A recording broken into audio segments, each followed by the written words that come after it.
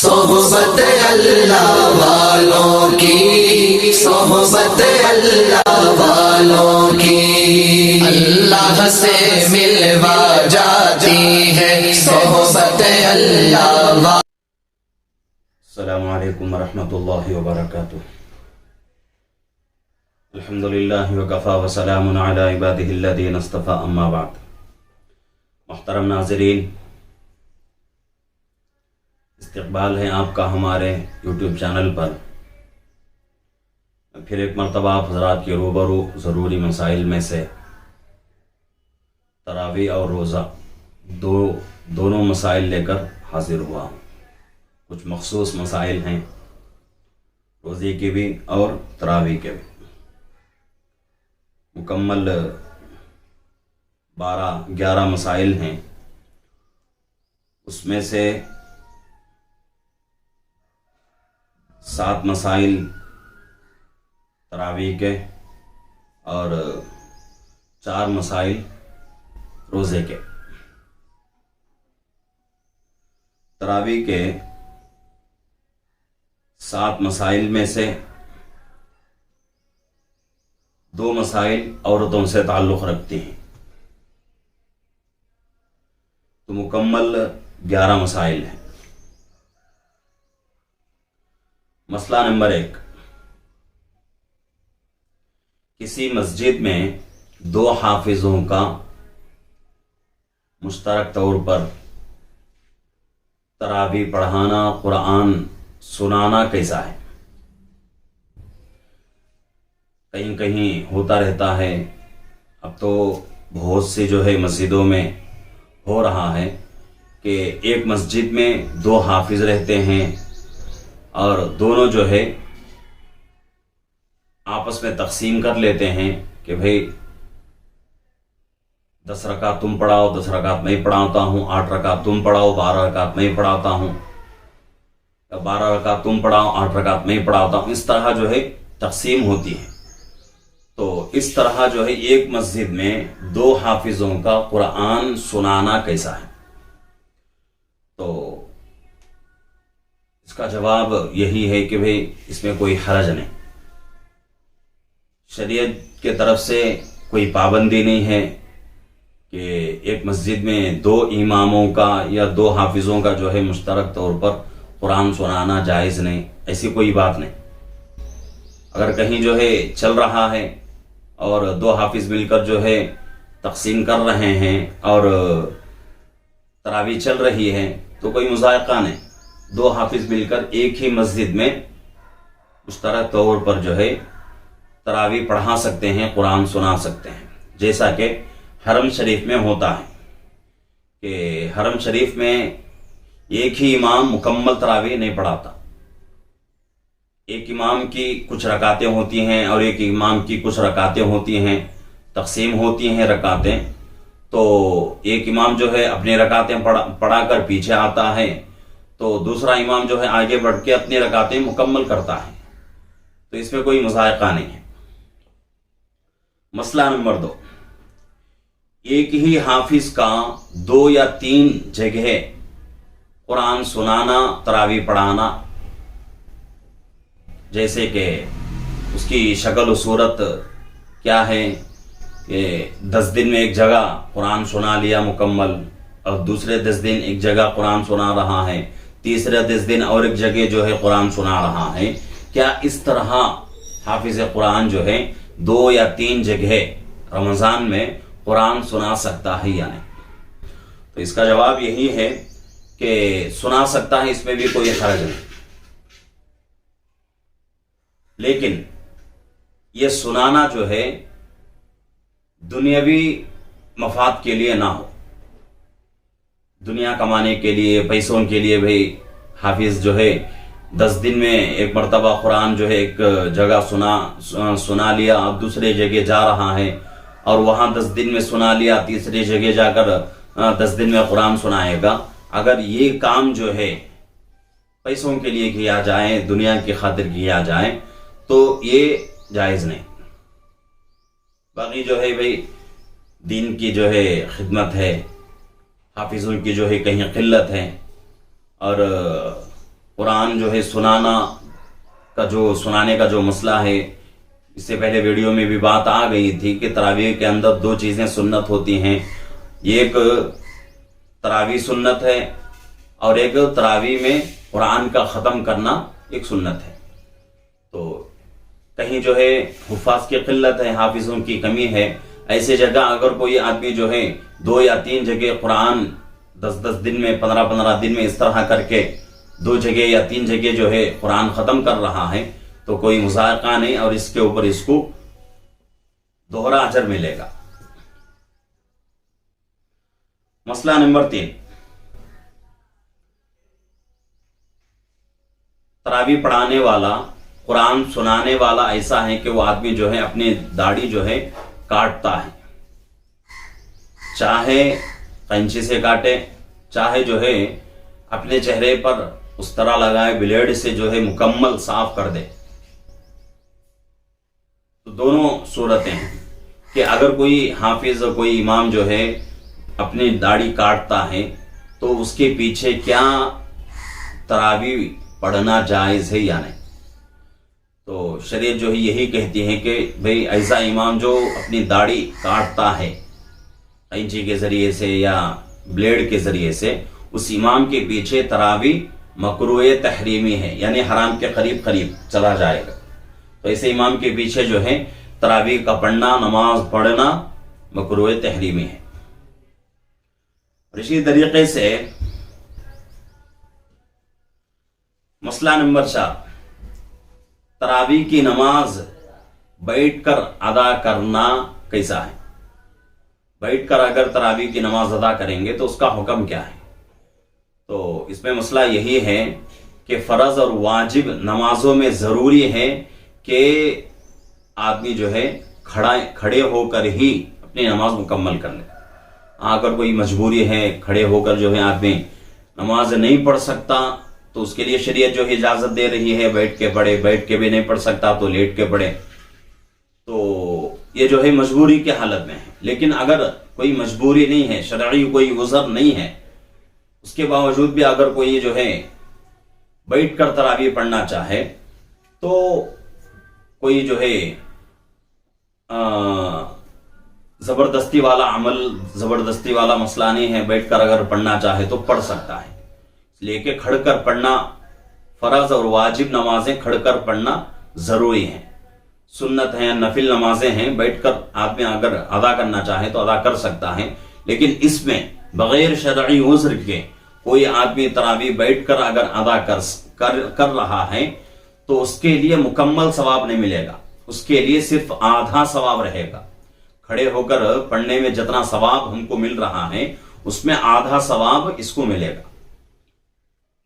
اور اسی طریقے سے مسئلہ نمبر 5، اگر کوئی مسجد میں ایسے وقت میں پہنچا جبکہ تراویح ختم ہو چکی ہے اور وہ آدمی جو ہے اپنا فرض پڑھ لیا، فرض پڑھنے کے بعد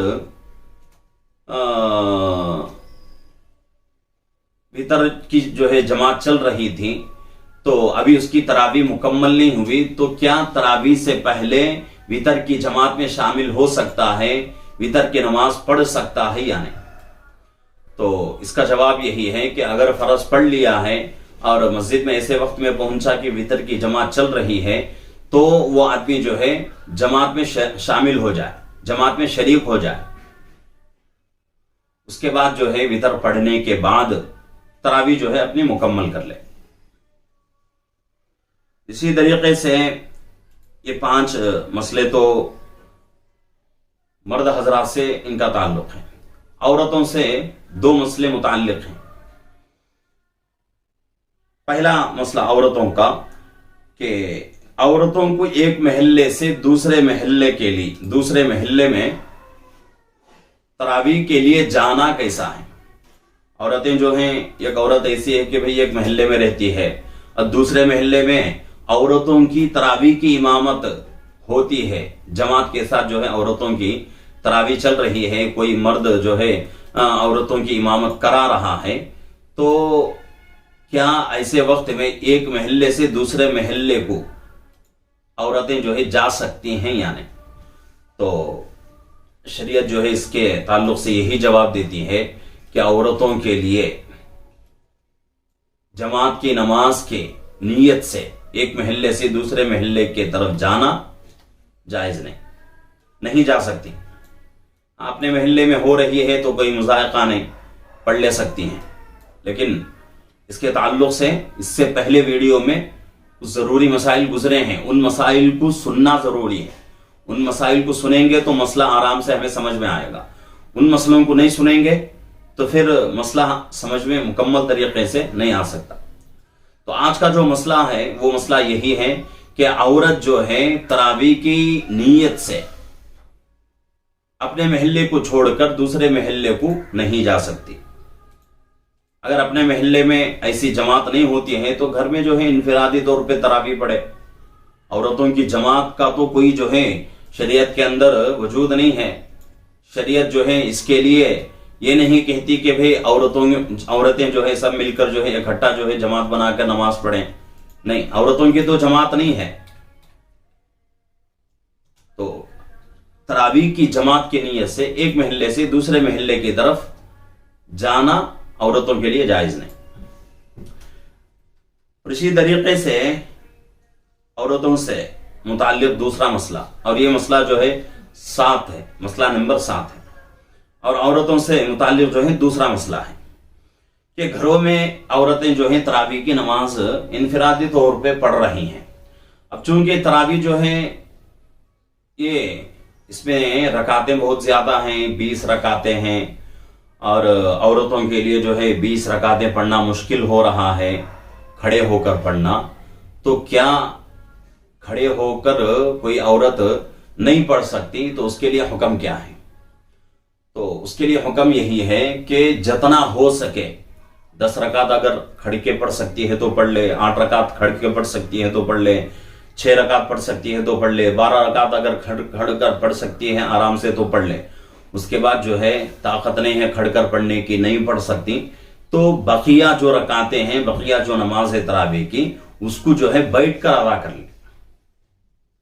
इसी तरीके से हामिला औरतें रहती हैं कि हामिला औरतें जो हैं 20 रकात जो है बैठकर अदा नहीं कर सकती, तो उनके लिए भी जो है यही मसला है। और बहुत सारी औरतें ऐसी रहती हैं, हमल से रहती हैं, और उनके लिए जो है सजदा करना बहुत ही मुश्किल हो जाता है। तरावी में फर्ज नमाज में तो किसी भी तरीके से जो है औरतें जो है सजदा कर लेती हैं, क्योंकि औरतों के और मर्दों के सजदों में बहुत बड़ा फर्क है। मर्द का सजदा कैसा होना चाहिए?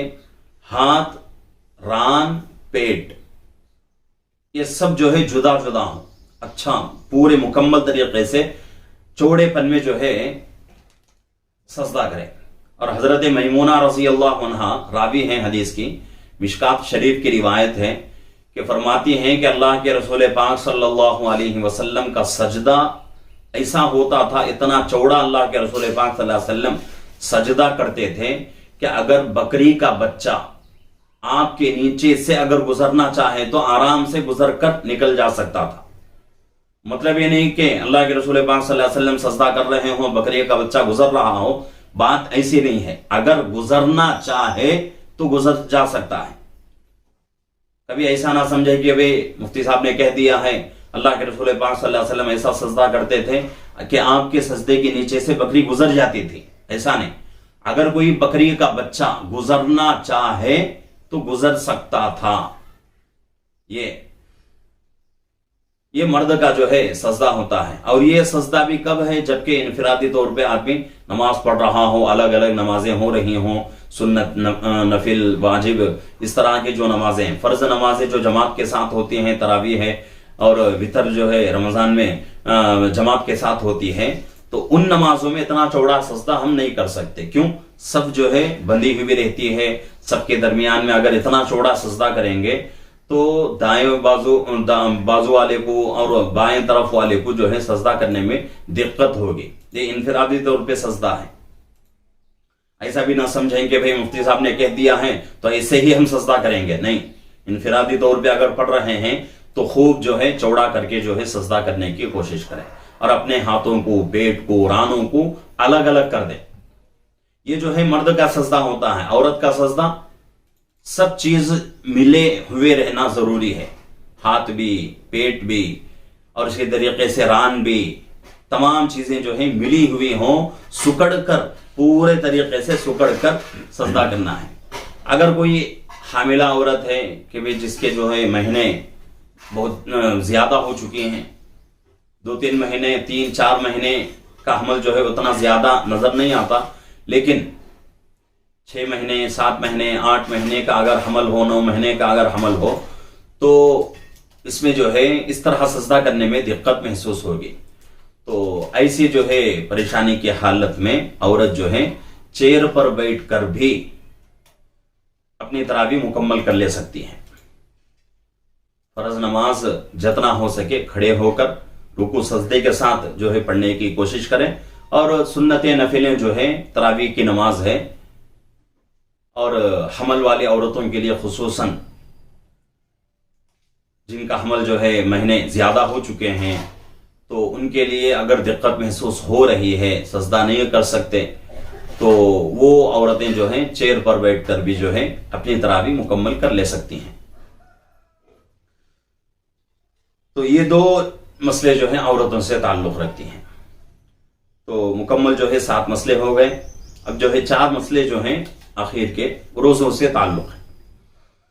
تو روزے کی حالت میں دوسروں کو خون کی ضرورت پڑے، کیا روزے کی حالت میں آدمی دوسروں کو خون دے سکتا ہے یا نہیں؟ تو اس کے لیے جواب یہ ہے کہ اگر آدمی روزے سے ہے، روزے کی حالت میں اگر اس کا خون نکالا گیا، تو خون نکلنے کی وجہ سے اس کے بدن میں کمزوری محسوس نہ ہو اور یہ آدمی ڈھیلا نہ پڑے، تو ایسی حالت میں جو ہے خون دینا بلا کراہت جائز ہے. کوئی جو ہے پریشانی کی بات نہیں. ہاں، خون دینے کی وجہ سے آدمی کا بدن ڈھیلا پڑ جاتا ہو، یا پھر جو ہے آدمی کے اندر کمزوری جو ہے پیدا ہو جاتی ہو، اس کا اندیشہ ہے، تو پھر اس کے لیے خون کا دینا روزے کی حالت میں مکروہ ہے. مسئلہ نمبر 8، روزے کی حالت میں آپریشن کرانا، چاہے کسی چیز کا ہو، پتے کا ہو یا اور کسی چیز کا ہو، تو روزے کی حالت میں آدمی جو ہے آپریشن کرا سکتا ہے یا نہیں؟ تو اس کا جواب یہی ہے کہ آدمی جو ہے آپریشن کرا سکتا ہے، لیکن شرط یہ ہے کہ معدے کے اندر کوئی چیز نہ جائے، پیٹ کے اندر کوئی چیز نہ جائے، تو بلا کراہت جو ہے جائز ہے. اس سے روزہ ہمارا نہیں ٹوٹتا. آپریشن کی وجہ سے، ایسا آپریشن جس سے جو ہے پیٹ کے اندر کوئی چیز نہیں جاتی، تو اس آپریشن سے ہمارا روزہ فاسد نہیں ہوتا، ہمارے روزے کے اندر کسی طرح کی کچھ خرابی پیدا نہیں ہوتی. اور اسی طریقے سے مسئلہ نمبر 10، روزے کی حالت میں پھیپڑے سے پانی نکالنا جائز ہے یا نہیں؟ پھیپڑوں میں جو ہے پانی بھرا ہوا ہے، اور جب پانی پھیپڑوں میں بھر جاتا ہے تو آدمی کے لیے بہت دقت ہوتی ہے، بہت پریشانی کا سامنا کرنا پڑتا ہے.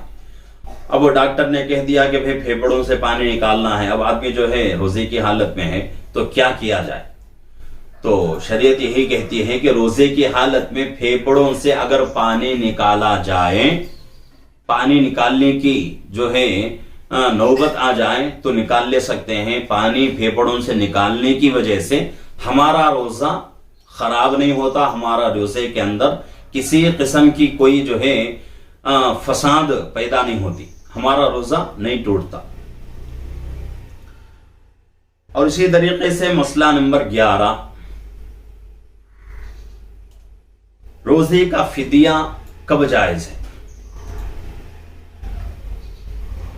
فدیہ کس کو کہتے ہیں؟ روزے کا سمجھو کہ عام جو ہے ہماری زبان میں روزے کا بدل، اور یہ کس کے لیے جائز ہے اور فدیہ کب جائز ہے؟ اس میں 2 جو ہے مسئلے آتے ہیں. تو فدیہ کب جائز ہوتا ہے؟ جبکہ آدمی جو ہے بہت ہی کمزور ہو جائے.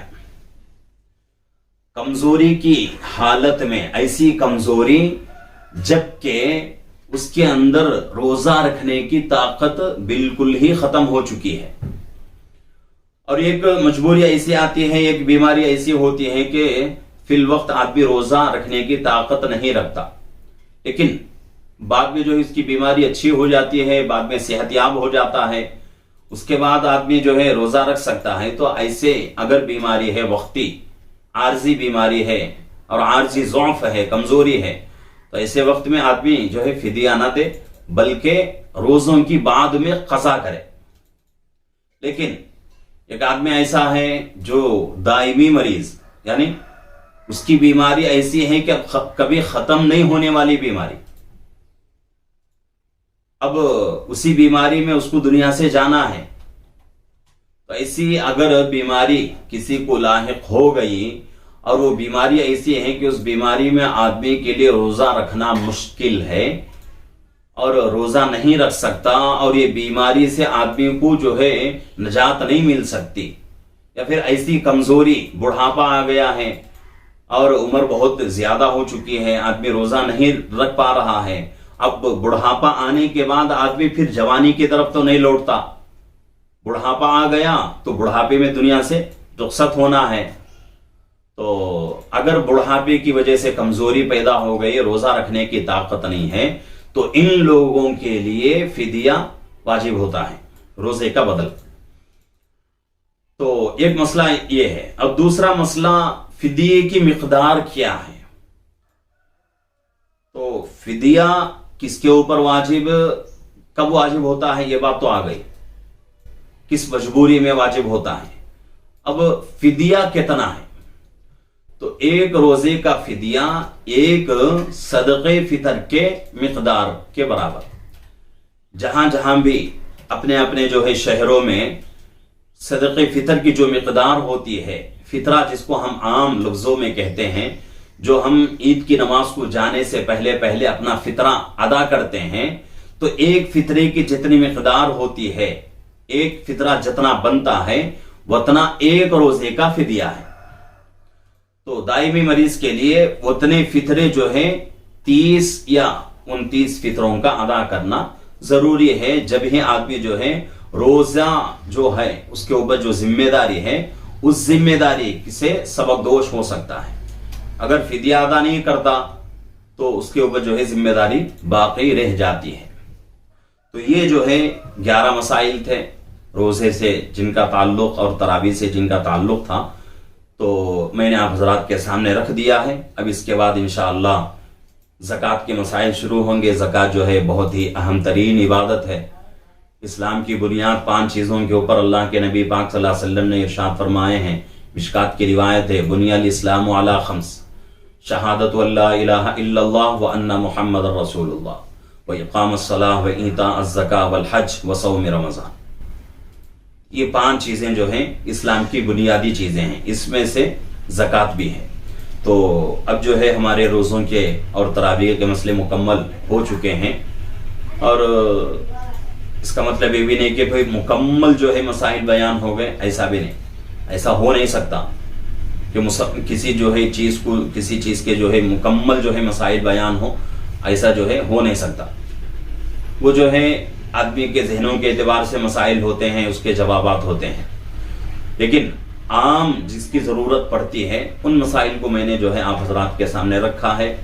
تو اس کے بعد انشاءاللہ زکوٰۃ کے مسائل شروع ہوں گے۔ ناظرین سے گزارش ہے کہ ناظرین جتنے بھی ہیں تمام جو ہے ہمارے چینل کو لائک کریں، شیئر کریں، سبسکرائب کریں، کوئی مسئلہ ہو تو کامنٹ کے ذریعے سے پوچھیں۔ انشاءاللہ اس سے جو ہے آپ کا بھی فائدہ ہوگا اور امت کا بھی فائدہ ہوگا۔ اور ہمارے چینل کو جو ہے دوسروں سے شیئر کرتے جائیں، جس طرح آپ کا فائدہ ہو رہا ہے اسی طریقے سے دوسروں کا بھی فائدہ ہو جائے۔ اور رمضان کا مبارک مہینہ چل رہا ہے، 6واں روزہ ہے آج، اور رمضان کا پہلا جمعہ ہے، تو جمعے کی جو ہے بہت بڑی فضیلت ہے۔ اور دوسری فضیلت، رمضان کا مبارک مہینہ ہے تو آج جو ہے بہت ہی خصوصیت کے ساتھ اللہ کی عبادت میں مشغول ہوں، اور زیادہ سے زیادہ اللہ سے دعائیں کریں، توبہ استغفار کریں، اپنے بارے میں، امت کے بارے میں بھی دعائیں کریں کہ اللہ رب العزت جو ہے پوری امت کو ہدایت عطا فرمائے اور راہ راست پر آنے کی توفیق عطا فرمائے، گناہوں سے بچنے کی اللہ توفیق عطا فرمائے، نیکیوں کی اللہ توفیق دے۔ تو اللہ رب العزت سے جو ہے اپنے بارے میں بھی دعائیں کریں اور امت کے بارے میں بھی دعائیں کریں. اللہ رب العزت سے دعا ہے کہ اللہ رب العزت ہم تمام کو ان باتوں پر عمل کی توفیق عطا فرمائے. آمین. السلام علیکم ورحمۃ اللہ وبرکاتہ.